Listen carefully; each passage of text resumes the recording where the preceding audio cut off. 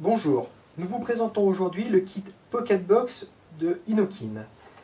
C'est un ensemble qui se compose d'un câble de rechargement USB micro USB, un jeu de joint de rechange, une notice de démarrage rapide, comme ceci, et bien entendu la box. Donc c'est une box qui est extrêmement compacte, elle tient dans le creux de la main, et pourtant elle est très efficace. Elle a une autonomie de 1200 mAh, une puissance maximum de 40 watts et elle est entièrement automatique. Elle est fournie avec une résistance d'une valeur de 0,35 ohms, prévue pour fonctionner entre 20 à 40 watts. C'est cette résistance-là. Elle est également adaptable avec une résistance de 1,2 ohms. C'est une résistance slipstream qui n'est pas fournie dans ce kit, mais qui permet d'avoir une vapeur plus douce et également de ménager l'autonomie de la batterie. Donc, nous avons ici le point de rechargement micro USB. Juste au-dessus, un petit indicateur avec une LED qui va vous indiquer en fonction de la couleur le niveau de charge de la batterie. Ici, nous avons le niveau du réservoir d'une contenance de 2 ml avec un petit trait max qui va également être indiqué avec le petit trait de démarcation de design de la coque. Et ici, sur le dessus, nous avons le switch de départ.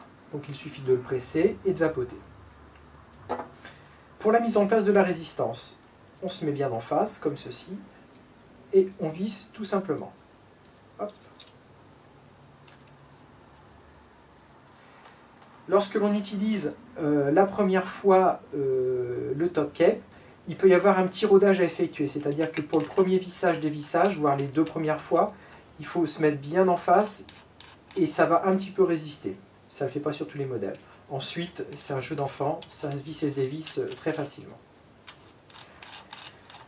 Alors, pour effectuer le premier remplissage, donc c'est très simple, on se munit de son flacon de liquide, on introduit l'embout tout simplement, on effectue le remplissage en ne dépassant bien évidemment pas le niveau max, sinon lorsqu'on va introduire la résistance, ça va déborder. Une fois que le remplissage est effectué, on introduit l'ensemble et on visse. Il faut bien entendu patienter 5 à 10 minutes afin que le coton de la résistance soit bien imbibé et qu'on ait un goût agréable et non pas un goût de brûlé. Nous avons ici la bague d'airflow qui permet de générer plus ou moins de vapeur. On vous préconise avec la résistance de 0,35 ohms de laisser l'air ouvert à fond, sinon ça risque de faire une vapeur un peu trop chaude. Voilà. Une fois que ces opérations ont été effectuées, vous êtes prêt à vapoter. Bonne journée!